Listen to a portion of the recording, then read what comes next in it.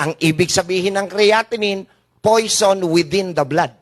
Pag mataas ang kreya, mataas ang lason sa dugo. Delikado ba pag mataas ang lason sa dugo? Sagot. Naman. Yes, bakit? Kasi ang dugo dumadaloy simula bunbunan hanggang talampakan. May dalang lason. Pwedeng ikamatay ng katawan. So, yun ang trabaho ni kidney. Saan nakukuha to? Unang-una siguro, sa wrong lifestyle. Ang talagang ayaw ni kidney, sobrang dami ng chemical. Mahilig ka uminom ng pain reliever, mga antibiotic, mayat-maya, prolonged usage of synthetic medication, sobra sa alat, sobra Yan. sa soft drinks, Yan. kulang sa tubig. So those are the things na pwedeng makahina kay kidney. Pero ang ibig sabihin ng chronic kidney disease, hinang-hina na si kidney para makapag-filter pa. Tanong, Dok, napapagaling ba yan?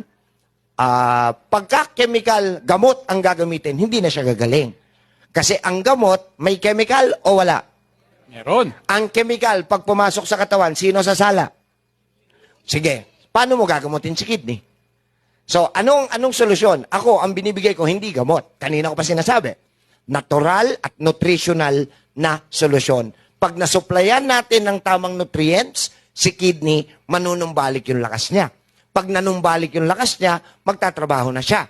Magfi-filter na siya ng dugo. Tataas pa ba ang creatinine? Nakaligtas ka sa dialysis.